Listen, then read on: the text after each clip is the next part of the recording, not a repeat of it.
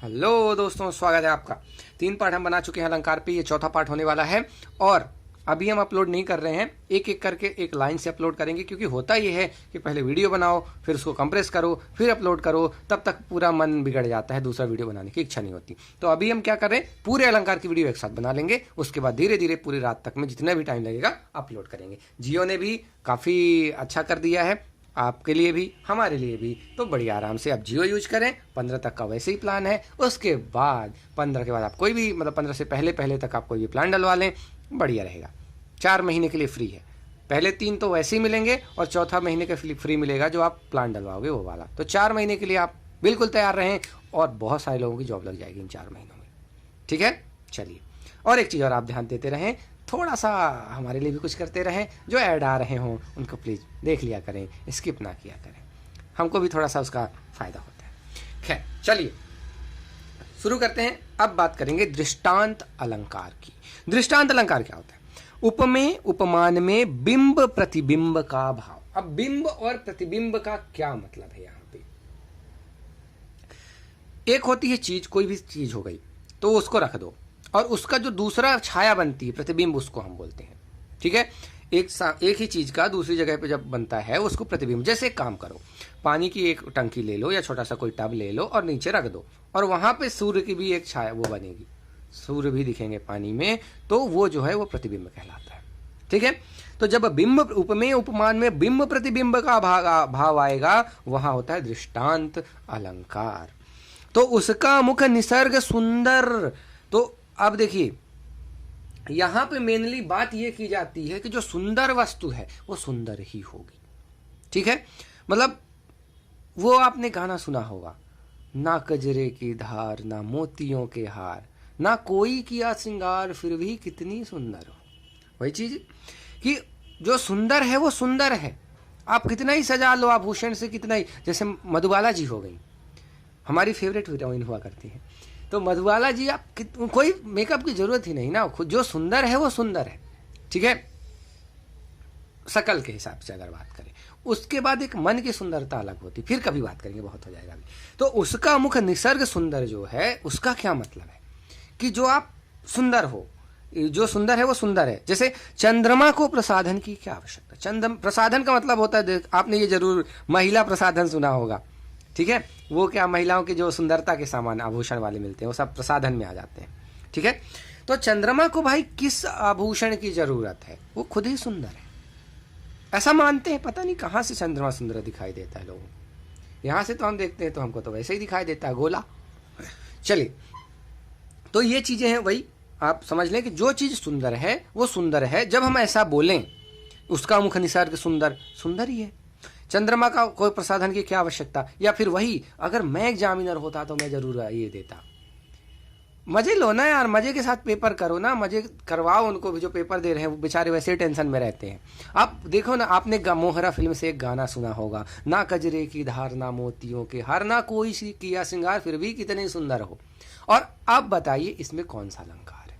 तब तो आएगा असली मजा। ठीक है, तो जो बंदा पेपर दे रहा है उसको भी थोड़ा मजा आए, बेचारा टेंशन के मारे वैसे ही परेशान। खैर, आगे चलते हैं। निदर्शना अलंकार। अब ये निदर्शना अलंकार क्या होता है, थोड़ा सा जान लेते हैं। तो उपमेय का गुण अपने उपमान, देखिए ज्यादातर उपमेय उपमान वाला ही चक्कर चल रहा है पूरे के पूरे अर्थ अलंकार में। तो उपमेय का गुण उपमान में, या उपमान का गुण उपमेय में जब आरोपित हो जाता है, उसको बोल देते हैं क्या? निदर्शना अलंकार। ठीक है,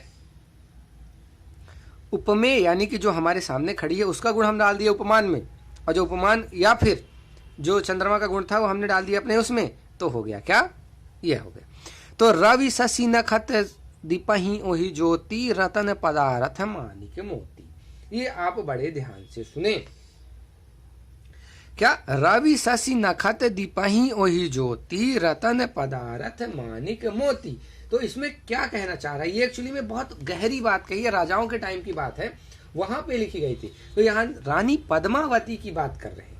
ठीक है, रवि शशि नखत दीपहि ओहि ज्योति, ठीक है, रतन पदारथ मानिक मोती। तो जो रानी की जो दांत की जो वो है चमक है, वो सूर्य से, चंद्रमा से, जितने रत्न हो गए, माणिक मोती, इन सब से ज्यादा तेज है।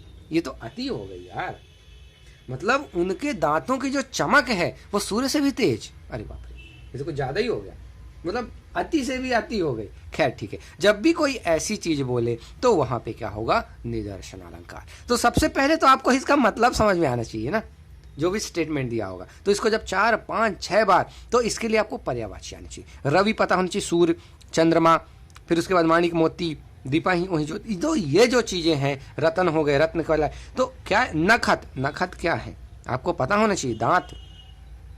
ठीक है, तो ये जब चीजें हैं, तो आप अगर पर्यायवाची आपको आता है तभी तो आप इनको पढ़ पाओगे, तभी तो आप समझ पाओगे। और अगर आप समझ नहीं पाए तो आपको पता ही नहीं चलेगा। लेकिन उसके बाद भी एक और ऑप्शन है, ऑप्शन एलिमिनेशन। आपको इतना तो पता है यहां उपमा नहीं हो सकता, आपको इतना तो पता है यहां पे उल्लेख अलंकार नहीं हो सकता, या कोई और भ्रांतिमान, इतना तो नहीं हो पाता, इतना तो पता है आपको। अब इतना पता है तो आंसर आ गया अपना, और क्या है।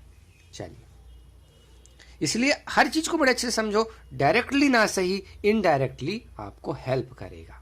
ठीक है, चलिए अब आती है बात व्यतिरेक अलंकार। यहां तो मतलब अति की भी अब क्या बोले, क्या अति की अति हो गई। उपमेयन की अपेक्षा उपमेय का व्यतिरेक, व्यतिरेक का मतलब होता है उत्कर्ष वर्णन और बढ़ा चढ़ा के। चंद्र निष्कलंक, मुख निष्कलंक दोनों। अब चंद्रमा में कलंक बोल दिए और मुख को निष्कलंक बोल दिए। भाई चंद्रमा में गड़बड़ है, मुख में कोई गड़बड़ नहीं, दोनों की बराबरी कैसे भाई? चंद्रमा कुछ है ही नहीं तुम्हारे मुख के आगे, भाई चंद्रमा है ही नहीं कुछ।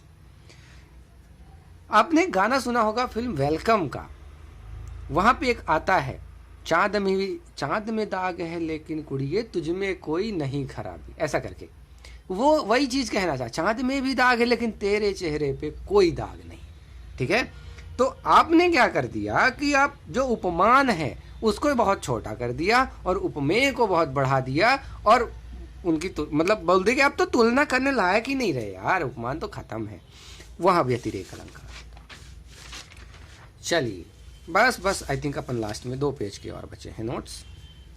अब आ जाते हैं सहोक्ति अलंकार पे। सहोक्ति बहुत आसान है, सहार्थक शब्द के बल से जहां एक शब्द से अनेक अर्थ निकल रहे हो वहां पे सहोक्ति अलंकार होता है। ठीक है, तो जैसे भौहन संग चढ़ाइए कर गही चाप मनोज, नाहने है संग ही बढ़ियो लोचन लाज उरोज। अरे यार फिर कुछ बोल गए ज्यादा, आप समझ लेना, बस वही है कि एक शब्द से जो है अनेक अर्थ इन्होंने निकाल के इन्होंने क्या करी है, उनकी नायिका की यौवन का वर्णन किया है। और जब भी यौवन का वर्णन होता है तो कुछ ज्यादा ही बोल जाते हैं। अब इनको कहना ये चाह रहे हैं ये कि भौहों की, देखिए भौहन संग चढ़ाई, भौहन की कुटिलता के साथ साथ देखिए हुआ ये, आप थोड़ा सा कहानी समझ लीजिए, ये नायिका के यौवन का वर्णन है। अब भौहों को कुटिलता के साथ ऐसा चढ़ाया, ठीक है, कि काम ने धनुष मतलब चढ़ा लिया, कि अब हुआ ये कि जैसे आप भौहें ऐसे चढ़ती हैं, आपने देखा होगा धनुष उसका, तो उससे जैसे किसी ने आपको ऐसे इशारे किए तो आपके अंदर काम भावना जाग गई, और काम भावना जाग गई तो प्रिय के साथ जो आप बंदा है उसके साथ साथ नायिका के नयनों में लाज आ गई और स्तन भी बढ़ गए। ठीक है, तो वो शर्म के मारे लाज आ गई और वो हो गए, तो वो कंडीशन, ठीक है, लोचन लाज, लोचन में लाज, और ये बढ़ गए। ठीक है, तो ये कहलाता है, यहाँ पे सहोक्ति अलंकार होता है। एक शब्द से अनेक अर्थ निकल रहे हैं और सहार्थक शब्द के बल से। अब कर क्या रहा है बंदा, जो बंदा खड़ा है उसने भौहन संग चढ़ाई। कभी कभार ऐसा होता है, एकदम इशारे होते हैं, वो इशारों पे ऐसा फील कर जाता है आदमी, वही चीज, तो इनने इशारे किए और ये हो गए, तो ये ऐसा कुछ होता है, वहां सहोक्ति अलंकार होता है। ठीक है, चलिए अब आती है बात विनोक्ति अलंकार की। सहोक्ति भी पढ़ लिया, विनोक्ति कर लेते हैं। यदि कोई वस्तु किसी अन्य वस्तु के बिना अशोभन या शोभन बताइए, मतलब अगर कुछ चीज नहीं है तो दूसरी किसी काम की नहीं, अगर ऐसा कुछ बोल दिया जाए कि एक के बिना दूसरा किसी काम का नहीं, वो कंडीशन पे विनोक्ति अलंकार होता है। कैसे? बिना पुत्र सूना सदन, बिना पुत्र के सदन यानी घर सूना है। फिर गत गुण सूनी देह, और गुण के बिना शरीर जो है बिना मतलब का है। और ये बहुत अच्छी बात बोल गए कि बिना मतलब पुत्र, हालांकि यहाँ पे पुत्र का मतलब पुत्र इसलिए बोला गया है क्योंकि लड़कियों की शादी होकर दूसरे घर चली जाती हैं, इसलिए बोला गया है। तो बिना पुत्र सूना सदन, अगर पुत्र नहीं है तो सदन सूना यानी घर सूना है, क्योंकि लड़कियां तो दूसरे घर चली जाएंगी। गत गुण सूनी देह, यानी कि अगर गुण नहीं है तो आपका शरीर किसी काम का नहीं। वित्त बिना सब शून्य है, पैसे के बिना सब जीरो। वो भी आप याद रखें, स्वामी इतना दीजिए या साईं इतना दीजिए, जामे कुटुंब समाए, उतना तो होना ही चाहिए भाई। घर चलना बहुत जरूरी, क्योंकि घर नहीं चलेगा तो फिर आदमी क्राइम करता है, ठीक है। क्योंकि अगर कोई घर वाला छोटा बच्चा भूखा है आपका, तो आप कुछ भी कर जाओगे पर आप खाना जरूर लाओगे, ठीक है। चलिए, वित्त बिना सब शून्य है, तो पैसे भी जरूरी हैं। और प्रियतम बिना स्नेह, तो प्रियतम के बिना स्नेह किस बात का। वही तो, अगर आप में अंदर बहुत प्यार है, बहुत प्यार है, पर अगर प्रियतम ही नहीं, क्या मतलब, ठीक है। साजन ही नहीं, अरे पहले के गाने ऐसे आते थे, साजन वाले आते थे, तो उसमें भी यही बात है कि अगर साजन ही नहीं तो फिर स्नेह किस काम का, ठीक है। चलिए, ऐसा कोई चीज अगर बोली जाती है कि किसी एक के नहीं है तो दूसरा नहीं हो सकता, उस कंडीशन में विनोक्ति अलंकार होता है। अब आते हैं समासोक्ति और अन्योक्ति। ये दोस्तों आप बिल्कुल बहुत अच्छे से समझ लेना, समासोक्ति और अन्योक्ति बिल्कुल आएंगे आपको। प्रस्तुत के माध्यम से अप्रस्तुत का वर्णन। प्रस्तुत कौन है, जो खड़ी है मेरे सामने, और अप्रस्तुत कौन है, चंद्रमा। बार बार मैं इसलिए बोल रहा हूं कि आपको इनमें कंफ्यूजन नहीं होना चाहिए। तो चलिए, चंपलता सुकुमार तू, धन तुव भाग्य विशाल, तेरे ढिग सोहत सुखद, सुंदर श्याम तमाल। कुछ समझ में नहीं आया क्या कहना चाह रहा है, ठीक है। तो एक बार में नहीं आएगा, आप एक बार और पढ़ें, 2 बार और पढ़ें, और ये आप पे डिपेंड करेगा आपका बेसिक कितना क्लियर है, उससे आपको समझ आएगा। चंपलता सुकुमार तू, धन तुवे भाग्य विशाल, तेरे डिग सोहत सुखद, सुंदर श्याम तमाल। नहीं आया, अभी भी समझ में नहीं आया, एक्चुअली नहीं। अब आप समझने की कोशिश करें, कहना क्या चाह रहा कि चंपक मतलब वृक्ष से जो लता है वो लिपटी हुई है, ठीक है। उसके लिए बोला गया है कि ए लता, तू बहुत सुकुमार है, तू बड़ी कोमल है, ठीक है, और तू बड़ी धन्य है, धन यहाँ वो धन्य है, और तू बड़ी भाग्यशाली है, ठीक है।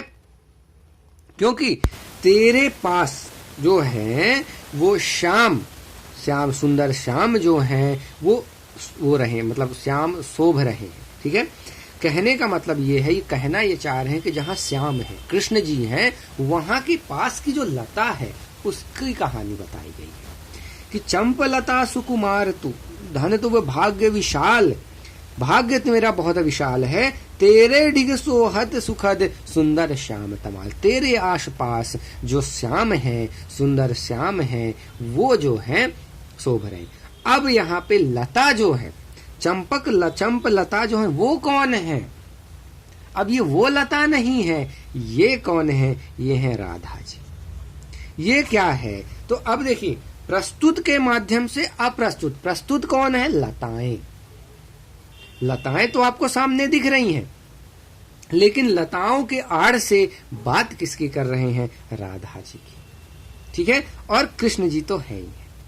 तो ये चीज है कि प्रस्तुत के माध्यम से अप्रस्तुत का जब हम वर्णन करते हैं तो उसको समासोक्ति अलंकार। अब आपके लिए एक होमवर्क है, राधा जी की शादी कृष्ण से क्यों नहीं हुई, आप ये हमको जरूर बताएं। अगर नहीं पता तो कमेंट करके बताएं, किसी वीडियो पे हम डिस्कस करेंगे क्यों नहीं हुई जब इतना ही प्रेम था तो, ठीक है। चलिए, अन्योक्ति या अप्रस्तुत प्रशंसा, ये यानी कि अन्योक्ति जो होती है या फिर अप्रस्तुत अलंकार, यानी कि जिसको हम प्रशंसा अलंकार भी कह सकते हैं, ठीक है। अब क्या है, ये समासोक्ति का उल्टा होता है। वहां हमने क्या बोला, प्रस्तुत के माध्यम, प्रस्तुत कौन थी, लता, अप्रस्तुत कौन थी, जो वो अपनी कौन सी थी, राधा जी।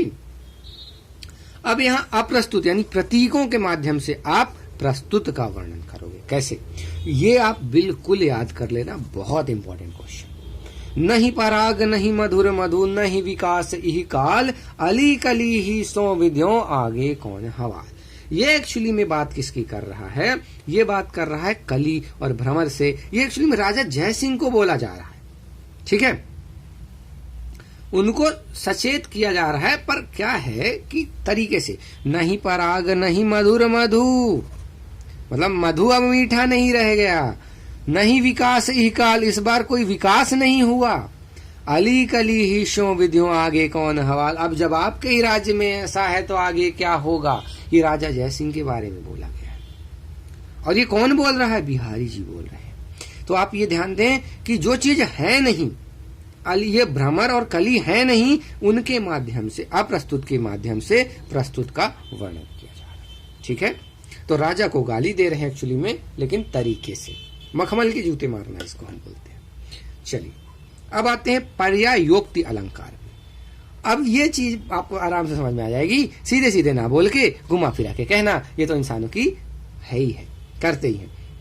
आपने कैसे कृपा की, इसका मतलब ये नहीं कि आपने कृपा की। जब कोई आ जाता है और आप उससे परेशान हो, तब बोलते हैं ना आपने कैसे कष्ट किया, आपने आने का कष्ट क्यों किया, तो उसका वो ताना मारना होता है एक तरीके से। वहां क्या होती है? पर्यायोक्ति अलंकार। आई थिंक आप समझ सकते हैं, बड़ा आसान।